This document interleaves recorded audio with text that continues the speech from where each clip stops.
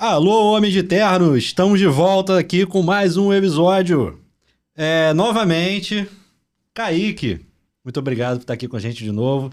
Com certeza vi que você gostou bastante de estar aqui com Homens de Terno, né, Kaique? Obrigado pelo convite. Fiquei sabendo aqui nos bastidores que um monte de gente da família dele assistiu, várias pessoas curtindo e seguindo nossas páginas lá no YouTube, no TikTok. Ele deve ter divulgado para 1 milhão de pessoas. Então, fica ligado que vem muito mais material por aí. Hoje eu trouxe mais 2 convidados, né, Kaique? Para nosso quadro maravilhoso falando sobre tecnologia, evolução geracional e muito mais conteúdos por aí. Trouxe um grande amigo e irmão Marcos Queiroz e um grande amigo e irmão Renato Quintanilha. Vamos trocar um bate-papo com eles, Kaique? Vamos. Marquinhos, fala um pouquinho aí. Quem é o Marquinhos? Como surgiu? De que forma a gente consegue trabalhar o seu intelecto tecnológico todo? Primeiramente, agradecer pelo convite, Paulo. E falar que eu sou chamado de Marquinho, Marcão, Marcos. Tem os nomes de guerra aí que eu não vou citar aqui não, mas vamos que vamos. Uma questão de geração, Marcos, né? Marquinho, Marcão, Marco pequeno, Marco médio. Então eu vim de uma área tecnológica, fui criado, né, uma família da área tecnológica, e na qual fui encaminhado a trabalhar numa grande multinacional, né? Foi uma troca de geração até, já que está sendo falado sobre geração. Meu pai, né, trabalhou numa grande empresa, na qual ele me colocou lá, né? Foi na qual me instruiu, mas, sendo sincero, não era meu sonho. Não era o que o Marcos queria. Era aquilo, né? O pai médico, quer dizer, o avô médico que vira pai médico, que vira filho médico, que vira neto médico, né? É mais ou menos nessa pegada que a gente estava falando também no nosso último episódio. E é natural romper com isso, né? Muitas vezes a gente chama de sonho, outras vezes a gente não se sente à vontade, né? Destino, será? Uma obrigação moral familiar de se tornar aquilo que nossa sequência era, né? A minha história, eu vou chamar de Marquinho, já se cruzou que a gente trabalhou na mesma empresa, né? A maior empresa de telecomunicações do Brasil. Então assim, se conhecendo agora, estão se conhecendo hoje com uma história no passado igual. Isso é um homem de terno. Colegas, Então, quando eu citei o sonho, né, como foi falado, meu sonho era ser médico ou piloto de avião. E meu pai, trabalhando nessa empresa, ele falava exatamente isso, como você falou, Paulo. Era uma empresa o quê? Telecomunicações. Uma empresa de telecomunicações. Tem um nome aí, Brasil, então muitos vão entender. Qual é muito respeito e muita coisa eu devo a essa empresa. Brasil. Porque foi a questão geração familiar. Eu nasci com um pai trabalhando ali, né? E eu acabei indo para lá. Só que, como eu falei, sonho, como você falou, né? Você acabou de dar o exemplo do médico, né? Que o avô trouxe. E foi o que aconteceu comigo. Influência. Quando eu comentei que eu queria ser médico ou que eu queria ser piloto de avião, em casa foi dito: você não vai ser médico porque eu tinha que ser médico para você ser médico. Passar meus pacientes depois que quando eu me aposentar. E piloto é muito caro, não vou fazer isso. Não vai rolar isso. Não vai rolar, nem sonha com isso. Você vai trabalhar lá onde eu trabalhei, porque lá eu consigo te colocar, lá eu tenho meus amigos. E o que aconteceu? Né? Então, estudei, fiz o curso técnico, né, para estar apto lá a trabalhar na área de telecom. E depois estudei engenharia. Fiz os meus aperfeiçoamentos, né? Foi na área de telecomunicações, voltado para a telefonia, né? Que o mercado de telecomunicações... Só um adendo que eu gosto dessa pegada que você está falando, só para te interromper. Uma coisa também, né, Kaique? É aquele pensamento antigo, onde a gente pega um pai onde está numa posição de poder dentro de uma grande empresa e contrata, de certa forma, por indicação, o filho, mas o filho não entra num cargo de supervisão, gerência. O filho entra num cargo de estágio. Sim. Entra lá no chão de fábrica para poder aprender o que acontece dentro da empresa do início até o final. Da entrada até a parte de gestão, né, Kaique? Hoje em dia a gente vê muito no ambiente empresarial o quê? O pai que está ocupando uma posição de administração, uma posição de direção, uma posição de presidência, chama o filho e bota o cara numa posição de gestão que o cara não sabe nem fazer conta.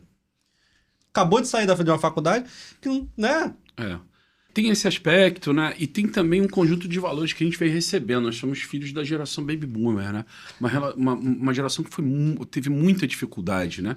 Para ter as coisas. Então a gente recebe um pacote. Nós temos a mesma idade praticamente. A gente recebe um pacote. Não precisa falar a idade não, tá? Eu sei que você é velho pra caraca, cheio de barba mas branca. Mas eu preciso dizer que eu sou chip. Eu ainda tenho um pouco de barba loura, tá? Não fala da branca não, fala da loura aí, que eu tô despedindo dela esse ano talvez. Tá certo. Mas, cara, e aí o que a gente vê? O formato dele, a gente foi criado separado, mas olha como é que bate. Ele recebeu o mesmo conjuntinho que eu. Cara, você tem que ter o teu carro e a tua casa, bicho. Beleza. E formar isso aqui, isso aqui, isso aqui. A gente recebeu esse padrãozinho, né? Ainda vou mais no fundo. 18 anos, tem que trabalhar e tem que conquistar suas coisas, vai pra rua. E a gente aprendeu a não admirar o vida fácil. A gente não admirava o que hoje tem se endeusado, que são essas carreiras maravilhosas, assim, de sou rico, já tô com a Ferrari, já tenho a BMW. Vida de influência? Calma aí, não é influência, né? Então, pra gente, tem dificuldade de entender, e esse também é um aspecto do choque geracional, que, assim, pra gente é difícil, a gente entende que precisa de um degrau. Se a gente assume algo sem ter pisado naquele degrau, a gente se cobra. A gente está naquele padrãozinho de estudar, de correr atrás, de papapá, né? A geração Y, e aí não por acaso é a geração que a gente mais simpatiza, que é a sua, porque ela dá menos contraste com a nossa, porque ela aperfeiçoou um pouco e tomou um pouco mais de liberdade. Olha, vou ter carro, mas espera aí, quando? Será que é vantajoso? A nossa não questionou isso, tem que ter carro, mesmo sendo um prejuízo. Nós nunca criticamos isso, sempre soubemos que carro é dinheiro jogado fora. Mas a gente mesmo assim tinha. A sua problematizou isso, entre outras coisas. Comprar apartamento, se endividar, peraí, vai pagar 2 apartamentos. A gente pagava 2 apartamentos. A gente achava bem pra caramba. Por isso que a gente olha bem pra isso. Ou pra deixar pros filhos, né? Isso. Poxa. Então o Z já aprendeu isso. Quem que é o Z, né? Se nós somos filhos aqui, né, do Baby Boom, nós somos os pais do Z, que é essa geraçãozinha que vem de 99, 2000, 2001. São os nossos filhos e a gente resolveu fazer o quê? Nós não podíamos ter festa em casa. Não podíamos levar amigos para ficar em casa muito tempo. Não podíamos ficar na casa de amigos. Né? Não podíamos ter esse tipo de liberdade. A gente deu um monte de liberdade para essa geração. E aí o Z tá aí, ó. Agora tem tudo. Problema de vocês, agora engole. Marcos, continua. Até me perdi aqui. Muito bom, muito bom. Mas, vamos lá, me corrijam, me coloquem na linha aí de novo, mas... Você entrou na empresa, onde seu pai te colocou lá com um cargo de estagiário, iniciando lá no chão de fábrica, aprendendo a fazer as coisas. Sim, esse ponto aí que você falou, perfeito. Foi muito bom. Isso aí tá até causando aqui um saudosismo, né? Porque quando eu entrei, a gente entrou numa leva grande. Né? A gente estava conversando sobre a empresa, a privatização, aquela coisa toda, na época das teles. E no meu caso, eu não entrei de primeira, né? Mas eu entrei numa terceirizada, como foi tipo um estágio. Olha. E era um estágio que eu trabalhava como cabista. Enquanto a gente tinha lá já tudo computador, aquela coisa toda, né? Tudo já informatizado. Eu estava passando cabo. Caramba. Então eu comecei realmente sendo instalador. Então naquela estrutura lá daquela empresa eu trabalhava na rede interna de telecomunicações, instalando telefone, ramal. Como a gente está falando de gerações, tem geração hoje que você falar ramal, às vezes não sabe nem o que é isso, né? Às vezes você fala até isso numa supervia aí, numa linha de trem, alguma coisa. Se tu falar isso para um alfa vai virar o que é isso? Não vai saber. Não vai entender. É um ramal tal. Às vezes você vê aí, às vezes um cadastro, às vezes ainda perde lá um Rzinho, a pessoa nem sabe. Tem um telefone, aí de vez está escrito ramal, está escrito R, né? O que é isso? Já quando a gente fala com o pessoal controle remoto sem fio é maluquice sem fio, né? A gente pode explicar perfeitamente, sim. Mas essa geração nem é remoto se não é sem fio. Nunca vi controle com fio. Aquilo ali, para mim, foi uma revolta. Porque enquanto as pessoas que estudaram comigo estavam sentadas numa mesa, num computador, num terminal, embaixo de mesa. Então, como a gente está aqui na mesa, vamos supor que fosse um escritório, então eu estava embaixo de mesa, puxando cabo telefônico, né? Um par de fio, né? Telefônico, para instalar ramal para os funcionários daquela empresa. E aquilo me revoltava, né? Eu via aquelas pessoas que estudaram comigo já, tudo ali sentado no terminal, eu ali. E isso foi uma lição que hoje eu transmito para todos, né? Então, acho que é até uma oportunidade para falar. Me cortem, eu falo muito, sou tímido, mas começo a falar muito. Mas eu chegava em casa revoltado, Pô, pai, que você fez isso comigo? O pessoal que estudou comigo tá tudo lá na mesa, tá tudo lá instalando... Vou falar os nomes aqui, Transdata, lá na Coca-Cola, aquela coisa tudo toda. numa posição superior, Já digamos assim. Um pouco à frente. Vamos dizer à uns frente. 5 passos à frente. Ele virou para mim e falou: um dia você vai entender. Não fica revoltado com teu pai, não. Porque uma hora você vai entender. Porque um dia, se você quiser ser um líder, você vai entender que você tem que começar de baixo. Mesmo assim, eu não aceitei aquilo, tá? Foi aquela revolta, aquela coisa toda, e eu fui. Engoliu a seco. Engoli a seco, fui fazendo, até que, num momento, eu fui desligado, acabou o meu tempo, e, coincidentemente, eu fui chamado para essa empresa.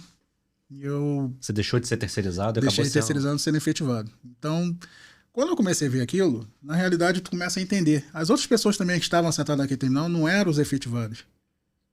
Estavam em uma empresa superior, terceirizada, e levando. E aquilo, para mim, foi um choque. Porque, na realidade, olha só, né? Eu falei que estavam 5 passos à frente. Eu pulei pro 10º passo, porque eu fui o primeiro daquela turma, daquela época, que foi efetivado. Então, assim, comecei mais embaixo, estava passando cabo no chão, me sujando, abrindo bueiro ali, buraco ali, passava inseto, né? É aquilo. Não adianta a gente subir, dar um passo maior do que o que a gente consegue alcançar, que vai chegar lá na frente e a gente não vai conseguir segurar a onda. Não vai conseguir segurar na posição que a gente se encontra no momento e vai vir um Marcos Queiroz da vida e vai dar um banho em qualquer um que vai vir, porque ele sabe a essência do que é fazer aquele trabalho naquele momento e do que é preciso ser feito para poder resolver aquele problema, cara. Talvez o que esteja acontecendo agora, porque assim, essa lógica está sendo subvertida, né? As pessoas estão ocupando um bocado. Mas o que talvez a gente possa sentir de ausência de fato é essa sensibilidade que ele contou. Porque aí você viveu aquilo, vivenciou, né? Aprendeu baseado naquilo, né? Você tem outro contexto de influência. Mas não impede que, obviamente, a outra pessoa que se preparou para ser líder de maneira teórica não seja um bom líder. O que pode acontecer, de fato, é ela ter ausência de uma capacidade de ter tato, de entender, né? Pode acontecer isso. Mas existem as nossas deficiências também, né? Que a gente vem trazendo das nossas crenças. Por isso que eu sempre elogio a geração Y, porque eu acho que a geração Y aperfeiçoou mais, porque a gente também tem um conceito interno que a gente valoriza excessivamente o cara que veio dessa zona e pode não representar ser um bom gestor. Líder, um bom gestor. Só porque ele passou por isso, né? Então são pontos que a gente vem corrigindo da nossa geração, né? Eu considero que um profissional que passou, como o Marcos passou na carreira dele antes de se tornar o que ele é hoje, né? Do início, de realmente aprender a fazer o negócio do início, eu considero um profissional até um pouco mais qualificado para assumir uma posição de gestão no futuro. Que é aquilo que eu vejo hoje no mercado, Kaique e o Renato. Gerente se formando, profissionais se formando em faculdade, que já entram numa graduação, que já entram numa pós-graduação, que hoje graduação não é mais nada, todo mundo tem graduação, mas você já entra numa pós-graduação e você sai de uma pós-graduação e fala, eu já sou pós-graduado, eu posso ser gerente. Já posso ser diretor, já posso ser supervisor, já posso estar numa posição, sendo que você não conhece a essência do trabalho, você não conhece. Vai chegar uma pessoa para você, que eu já passei muito isso na minha vida autônoma, na minha vida profissional, nas empresas do grupo aqui do Homens de Terra, que a gente vê profissionais realmente que têm posições de supervisão e gerência que não vão saber fazer o que um técnico está fazendo. Que na posição da Arusmed, por exemplo. Eu sou um gestor lá do grupo lá do Homens de Terra pela Arusmed, a qual vai me dizer se eu sei fazer uma questão de faturamento médico hospitalar? Sentar e fazer? Cara, vou saber sentar e entender o que precisa ser feito.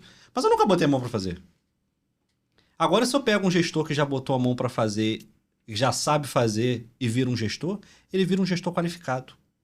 Ele traz um prisma que talvez não tenha no outro, mas assim, também não dá para desqualificar o outro. Isso é muito, muito difícil da gente bater o martelo com relação a isso. Até convido aí o Quintanilha para conversar sobre isso, porque, cara, você não tem tempo para tudo, né? E você precisa abrir mão de alguma coisa, né, Quintanilha? Sim. Eu passei por esse trajeto também, porque eu também fui técnico, né? Eu entrei no mercado de energia 20 anos atrás, 24 anos atrás também, como técnico estagiário, passei pelo mesmo caminho que você, Marcão, e eu entendo esse caminho de que você tá lá no começo como estagiário, tá tomando pancada, e eu acho que a galera de hoje em dia, eles não estão com muita pressa, às vezes, de chegar num ponto de, entre aspas, sucesso, sem passar por algumas etapas que lá atrás a gente era valorizado um pouco mais, né? Principalmente nessas questões técnicas. Aqui no Brasil se glorificou muito o curso superior, que é o que você falou. Todo mundo fez curso superior, então você passa a ser o próximo nível, tem que ter pós-graduação, tem que ter mestrado, tem que ter doutorado.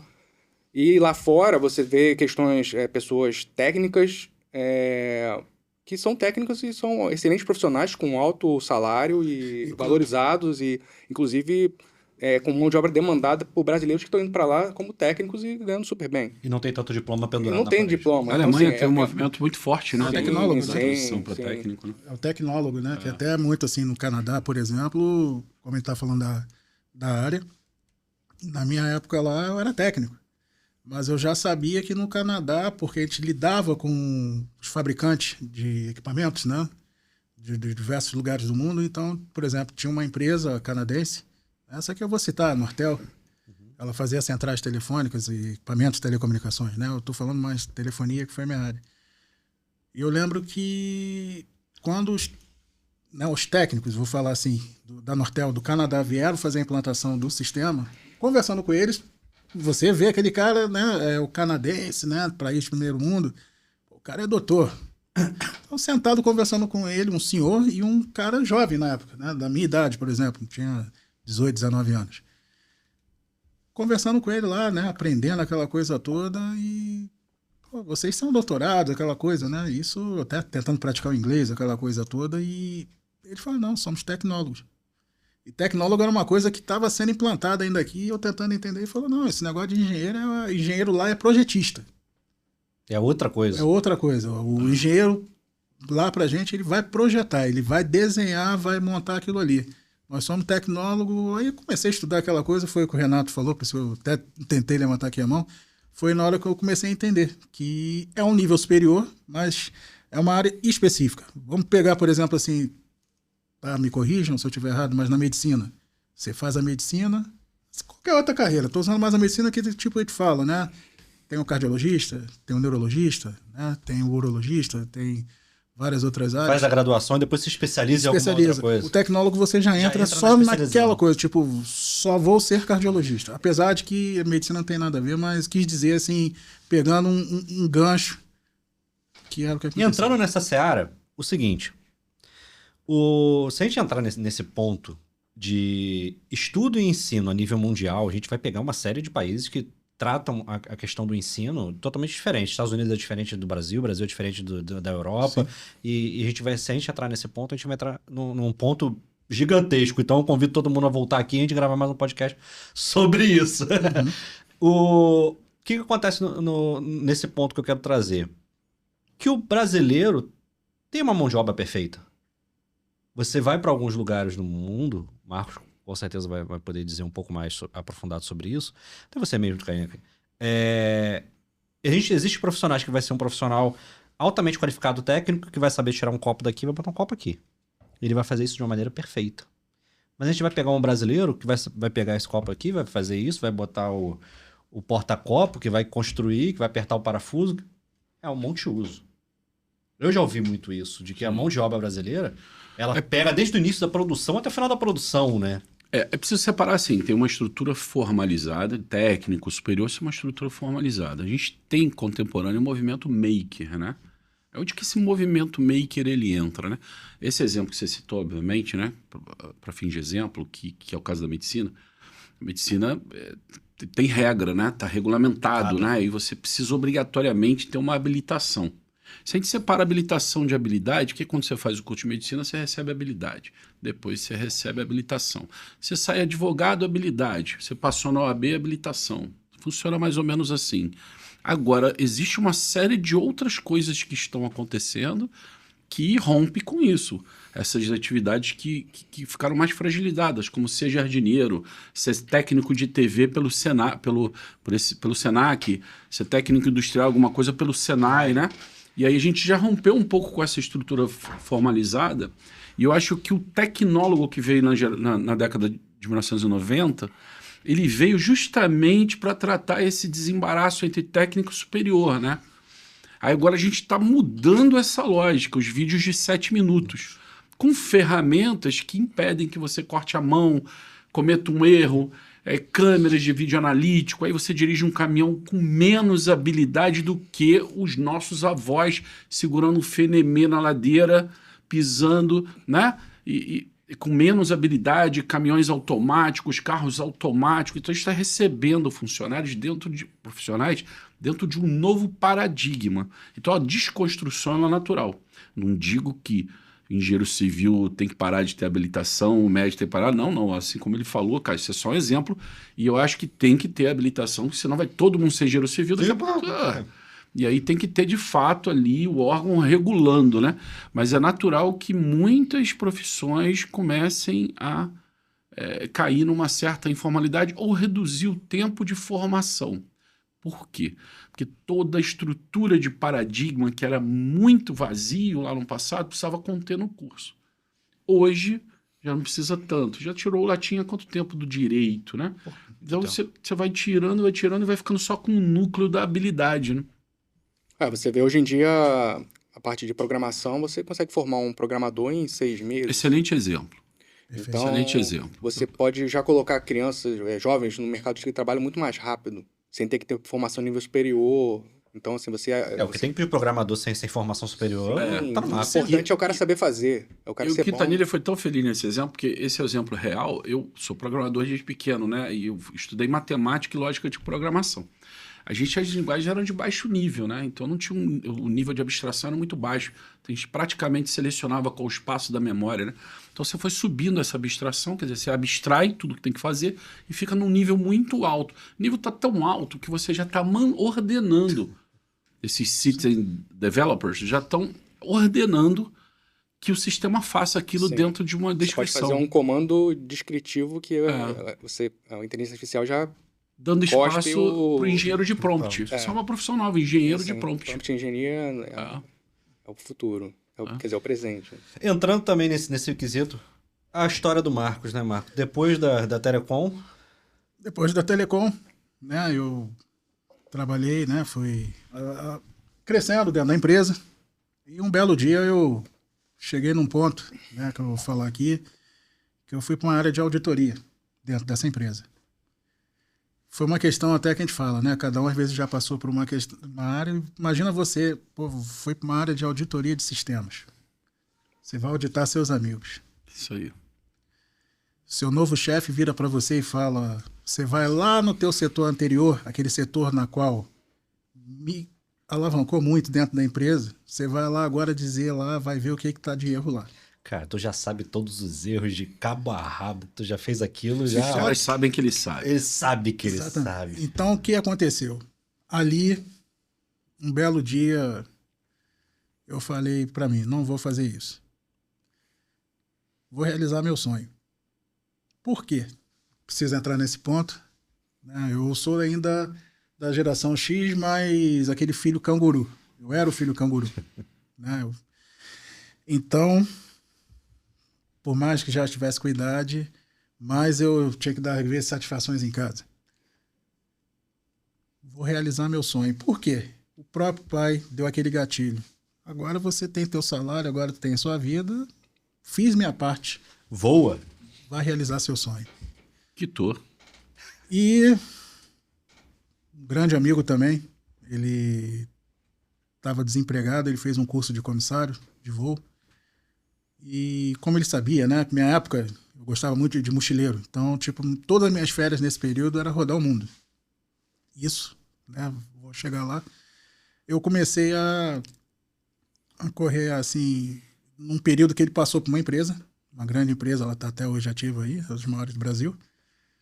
Ele fala, sabe, poxa, passei para a empresa, preciso estar amanhã, hoje é 1º de janeiro, eu tenho que estar apresentado lá amanhã em São Paulo para começar o curso, se eu não for, eu estou fora.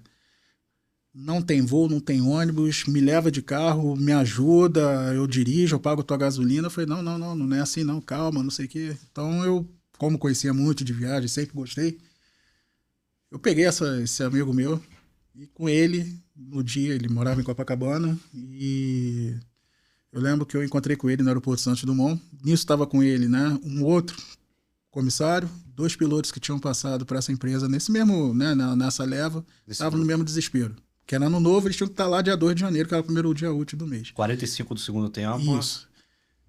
Eu cheguei na hora e falei, olha só, vocês estão aqui no Santos Dumont, não tem passagem de rodoviária para vocês irem para o Tietê, para lugar nenhum.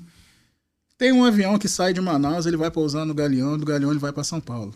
Esse avião é grande, esse voo vai vazio. Porque como eu falei, eu gostava de viajar, Já eu sabia peguei mais ou aqui menos. nisso, só que aquilo já naquele ambiente, junto com aquela tripulação, vamos dizer assim. E aquilo mexeu muito comigo.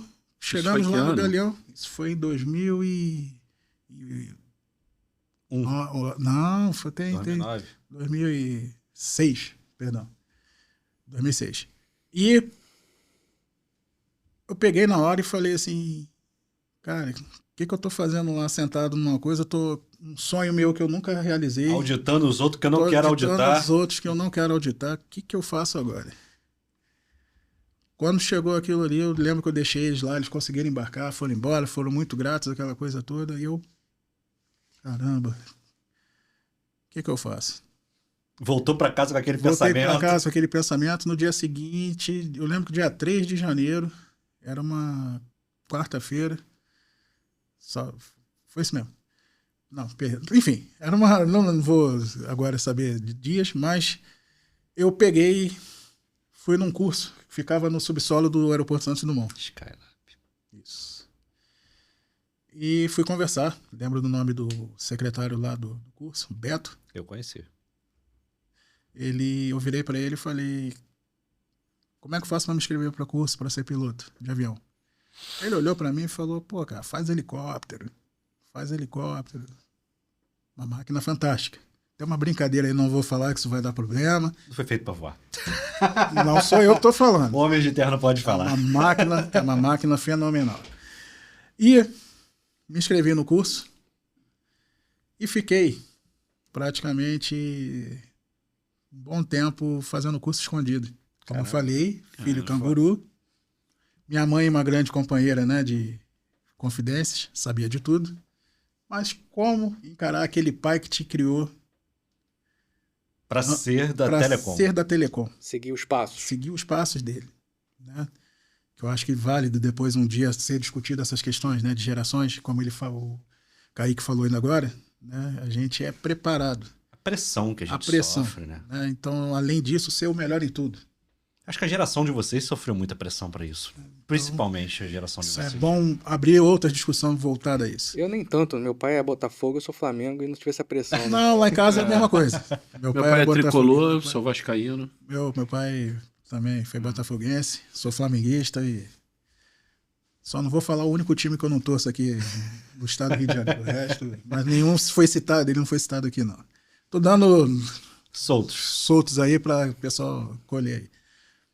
Mas aí fiz o curso, né? E esse curso, ele é longo, Cansativo. cansativo, muito aprendizado, né? Então, Que na época não tinha ainda uma graduação voltada pra isso. não tinha. Não tinha. Não Hoje em dia existia já existe uma graduação.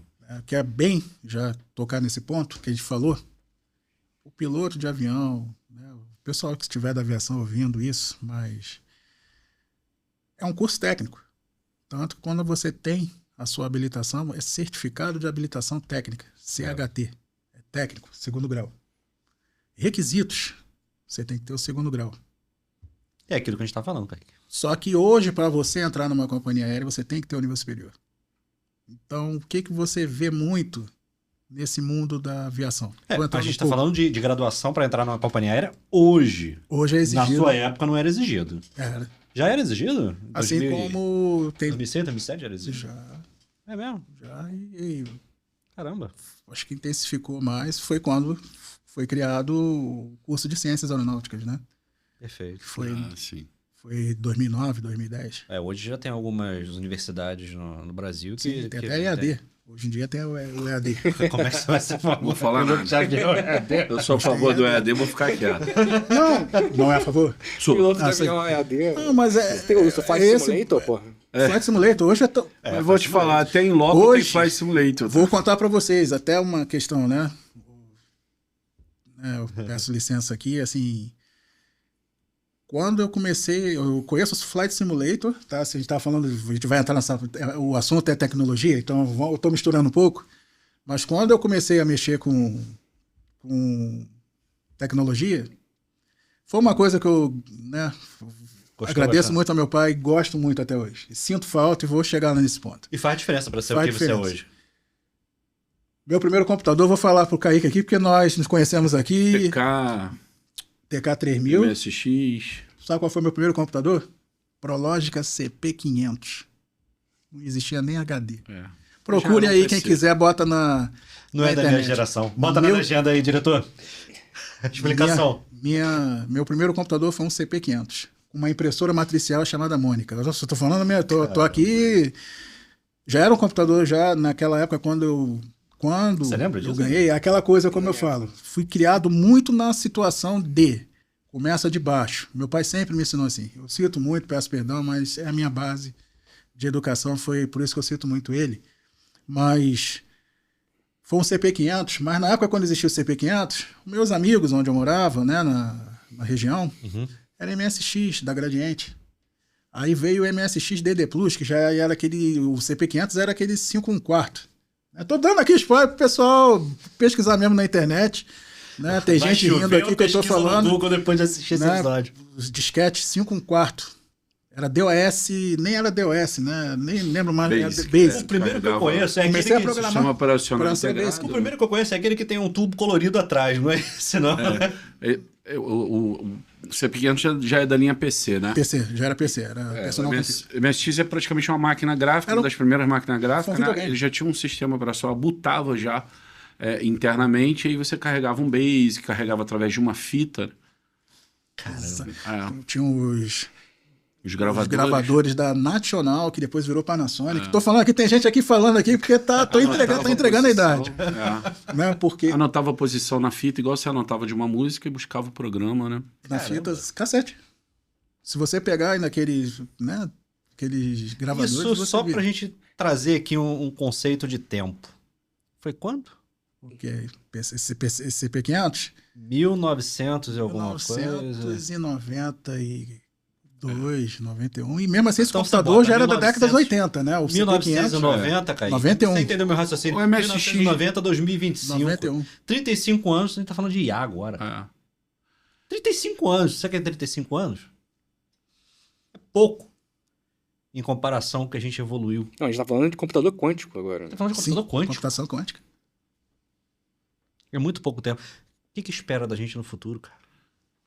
Eu vejo um pouco nessa linha, né? Você citou o quântico, eu vejo nessa linha, né? Uma coisa que me assombrou, mas que não me assombrou tanto. Um comentário simples, né? A gente, todos os nossos seguidores do podcast Homens de Eterno sabem que nós estamos localizados aqui em Niterói, no estado do Rio de Janeiro, né? Cidade maravilhosa. E essa semana, né, Renato? Até te mandei um robô e um cão robô andando na praia de São Francisco. Ah, sim, alguma ação de marketing, né? Uma ação de marketing. Mas Me era assustou? Me assustou. Mas não tanto, mas me assustou. Com um robozinho O cachorro. robô andando com o robô cachorro.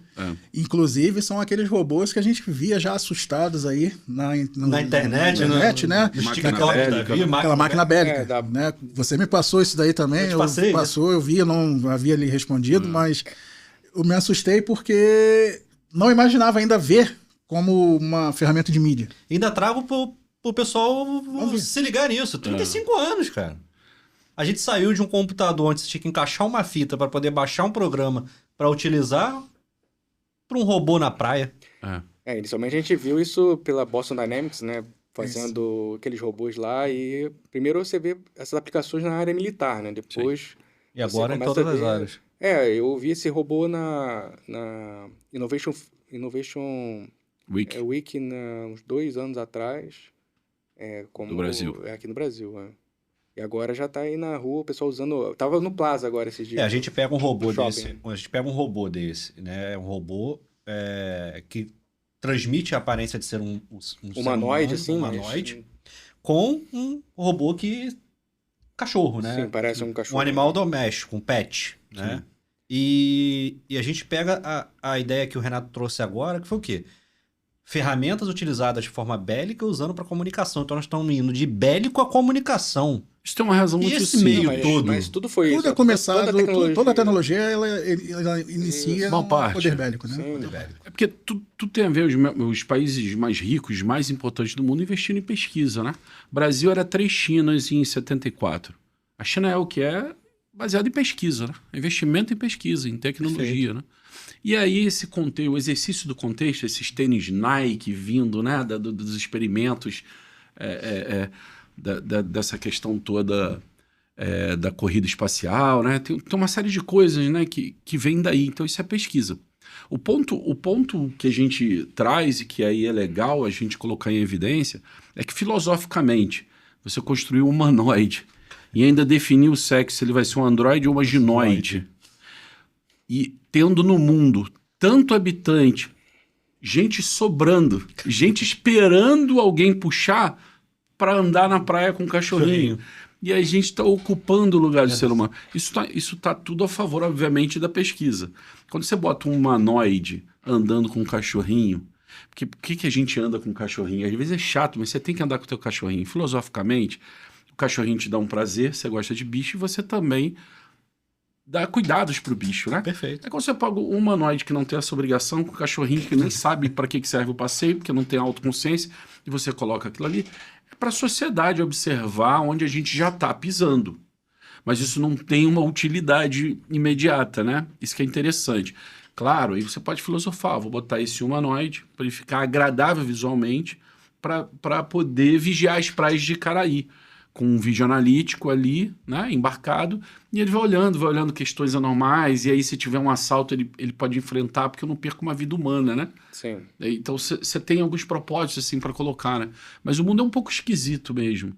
A gente está tirando o ser humano de uma série de cenários, alguns que ele corria risco nesse exemplo, e outros que ele gostava de fazer, né?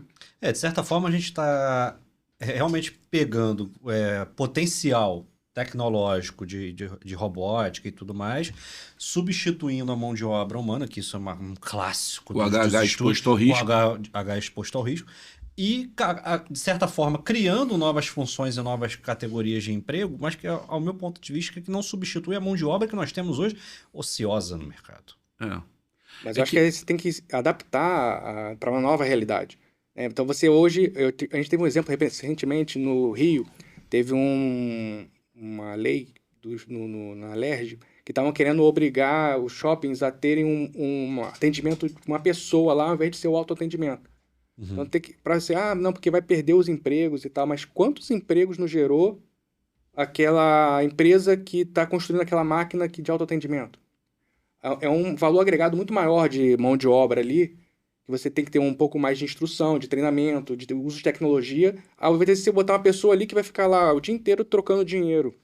Entendeu? É a mesma coisa com ônibus e tal. A gente não pode São partir. funções que nós temos ganhos de escala e de produtividade que você vai... A justificativa de, você vai perder um emprego naquela função que o cara não está agregando nada hoje. Isso. Mas ele pode se aperfeiçoar para uma outra atividade que tem muito mais, agrega muito mais para a sociedade do que ficar trocando dinheiro ali. Assista o nosso último episódio com o Kaique, e a gente comentou alguma coisa parecida sobre isso, né, Kaique? Que a gente tem que utilizar a IA que está no momento ao nosso favor, não contra o ser humano, né? Não tirar o ser humano da posição de mente que idealiza a IA, e não o contrário, né? Sim, mas eu acho que vai um pouco nesse sentido de que, às vezes, como ele estava falando, o pai queria que o filho seguisse ali o caminho na telecom, ou o pai quer que o filho seja advogado, ou que seja médico. Hoje você tem sistema de inteligência artificial que ele consegue analisar processos jurídicos muito mais rápido do que 150 advogados analisam. Então você... o cara que vai querer ser advogado hoje, ele vai olhar para aquilo ali e falar, minha profissão vai acabar. Eu vou Então ele tem que pensar o seguinte, não, eu preciso me qualificar ao ponto em que eu possa ensinar a tecnologia a me ajudar a ser melhor do que eu sou hoje. A lógica é essa. É usar a tecnologia para o bem. A Não, lógica não é só você bem, adequar, você se adaptar para o novo Sim. cenário. É essa questão de, você tem que ter aquela formação tradicional de estuda ensino médio, ensino fundamental, faz 5 anos de faculdade de Direito, aí você pega um sistema que o cara que estudou os 5 anos, mas que ele colocou ali inteligência que faz, de repente, esse cara que... Faça a repetição médico inicial. Você já pode ter ali uma primeira versão de uma análise de um sistema computacional. Eu concordo muito com ele, assim, um Hoje profissional que se reduz... já faz análise de exames médicos, você joga ali uma os parte. exames de imagem, laudos, o sistema já Faz. identifica qual tipo de doença que a pessoa tem em segundos. Até 2030, tudo que foi investido em inteligência para a área médica vai ser retornado de economia para o mundo em consultas, só para mostrar e ilustrar como o trabalho do médico está ficando mais leve e voltado para o paciente. O que mais tem que estar no paciente. Tem que estar com Obviamente ele vai ter um primeiro diagnóstico, ele é um ser humano, ele vai falar assim, não, discordo da máquina e vou testar esse Ele tem que ter o cenário. conhecimento para Perfeito. argumentar com a máquina. Perfeito. E eu concordo contigo, esse é um advogado que se reduz aquele texto... Peraí, né? Não pode se reduzir aquele texto, ele tem que ser advogado no talento Não só do advogado, direito, mas né? toda uma cadeia de profissionais que utilizam a IA dessa forma. A gente comenta no mestrado até, né? Não adianta você chegar e pedir para uma IA fazer o para você e você não dialogar com ela para dizer o seu Perfeito. entendimento. Não, você precisa dizer o que você sabe, o que você quer também, né? Pra O que você quer é como se eu estivesse batendo um papo, discutindo com a IA o meu entendimento para que ela produza aquilo que eu entendi.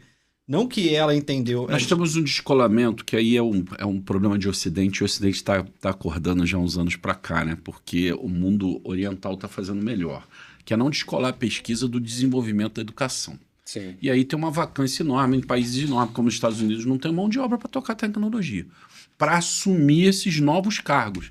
E está importando gente. Então né? os CEOs das maiores empresas americanas são todos indianos, né? Aí você olha a Coreia do Sul preparada para assumir. A Samsung está dentro da universidade, mas tem um lado ruim também, tá? Mas a Samsung está dentro da universidade já escolhendo os caras, né?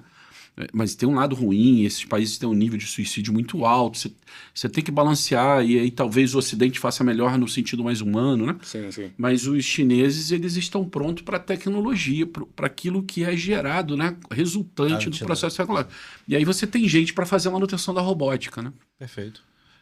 E aí esse é um problema, e a gente precisa evoluir para isso, que à medida que eu vou substituindo por máquinas, eu gero toda uma outra cadeia supridora, e aí tem toda uma lógica de logística e também de manutenção, de expertise, né? Eu preciso, por isso que pesquisa tem que estar colado com universidade, com educação. Por isso que a obrigatoriedade de pesquisa tem que estar ligada à educação. Toda vez que você desvincula da educação e fala que é só para o privado ou para uma aventura aeronáutica, bélica, aí, e é segredo, né?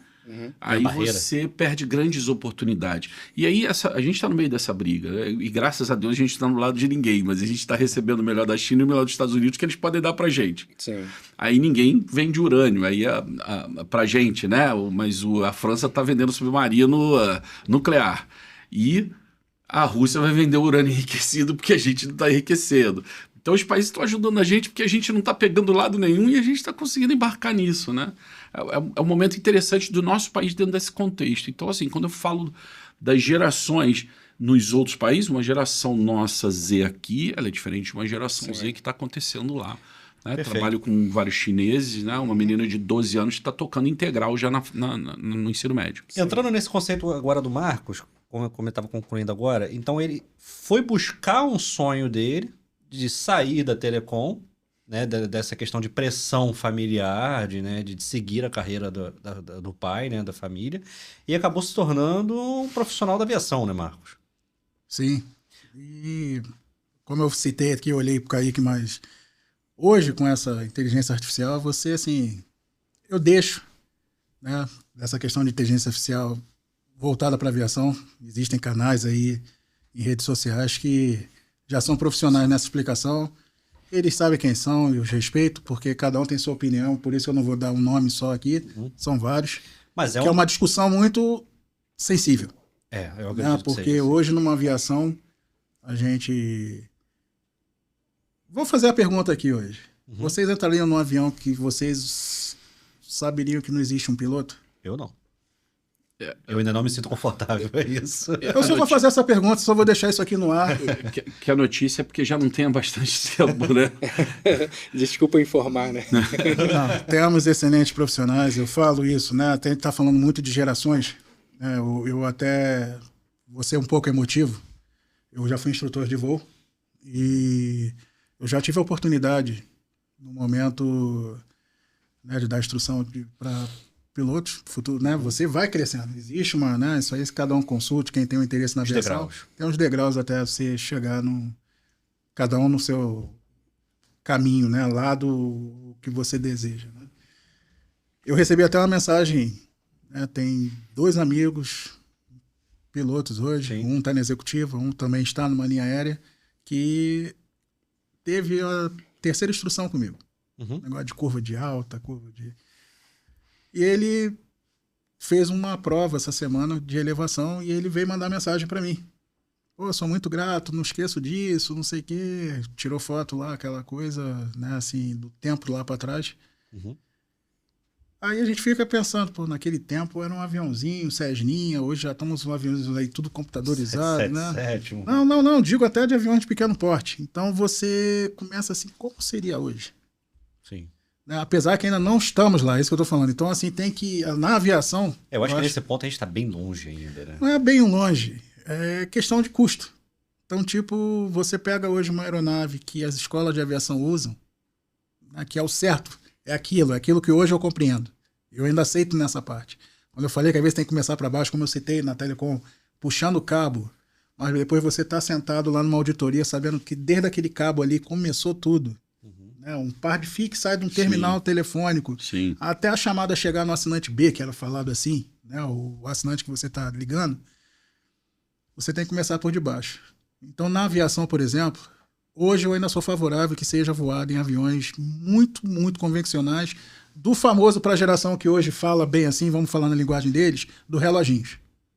Nada de alta tecnologia, tecnologia, tela, LCD, LED, né? Já falei até LCD que já está fazer uma obsoleto, comparação, né? para os homens de terno entenderem.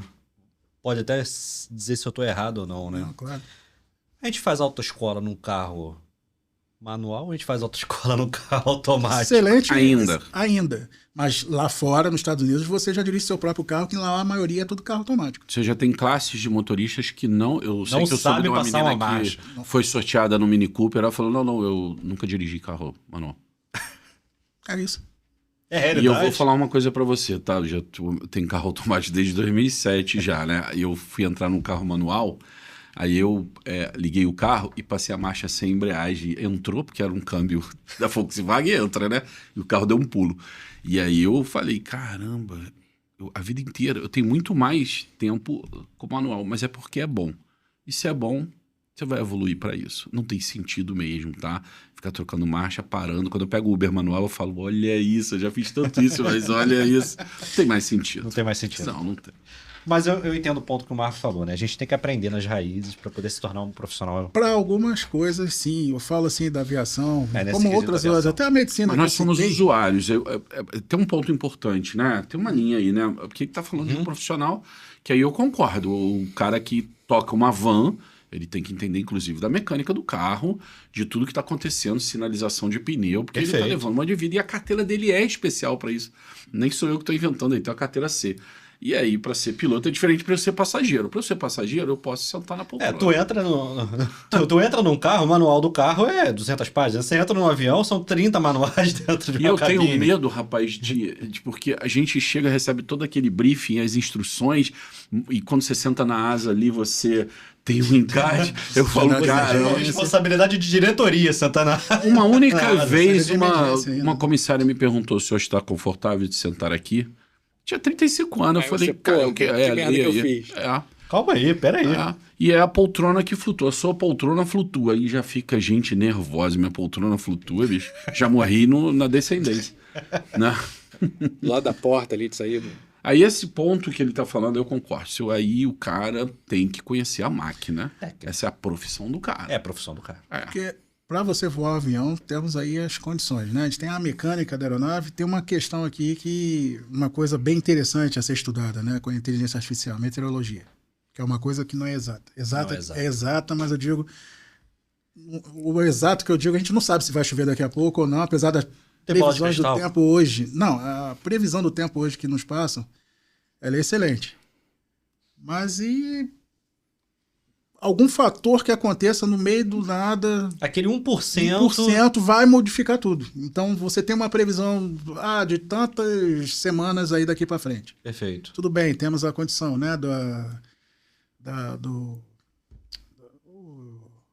citando a própria meteorologia, né? Eu digo estações do ano. Perfeito. Pronto, veio aqui, estações do ano, né? A gente está hoje no verão, daqui a pouco vem o outono, o inverno, primavera. A meteorologia pega e estuda o passado para entender o futuro. Só né? que tá mudando repete, tudo. né? Hoje, a inteligência artificial, eu acho que ela ajuda nessa velocidade de estudo do passado para a gente entender o presente. Isso melhorou muito, eu acredito que ela menos tempo. A precisão é bem maior. A precisão é bem maior, mas temos outros fatores que podem estar... Eu consigo hoje acreditar na meteorologia dada no Jornal Nacional. E nem sempre foi assim, né? E nem sempre foi assim. Vai chover hoje, vai cair aquele temporal, todo mundo guarda-chuva na rua, daqui a pouco 40 Rio, 40 graus. Né? E o contrário também. E os velhos, ele até hoje, os mais velhos, muitas vezes não confiam. Não confia até hoje. E sai com guarda-chuva sempre, né? Hoje eu consigo confiar mais no jornal. Mas, assim, falando assim da aviação, muito tem a contribuir, contribui já. Mas eu fiz aquela pergunta, né? Ficou aquele alvoroço aqui. Vocês entrariam... Aí eu já fui um pouco à frente. Vocês entrariam num avião hoje sem piloto? Né? Você entrar ali... Tipo como você vê aquele trem em São Paulo hoje que já não tem mais maquinista. Tudo bem, ali é um trem, né? Só que é uma coisa que eu aprendi na aviação. Quando você entra, você tem que fazer aqueles... né, os exames médicos. Eu lembro de um sargento da Força Aérea, porque antigamente era feito nos hospitais da Força Aérea. Né? Você serviu ou não? Não. Então, eu lembro de um sargento lá que fazia... Era o CEMAL, né? Que no Rio de Janeiro fazia aqui no Centro de Medicina Aeroespacial da Força Aérea Brasileira. E eu lembro no primeiro dia do exame, que eu fui escondido, hein? Voltando aquela história para trás, fui escondido em casa, não avisei nada, só avisei a mãe lá, tô indo lá fazer um exame lá para poder ver se eu tô apto, né, de saúde para começar o curso. E o cara virou para mim e falou uma coisa muito importante.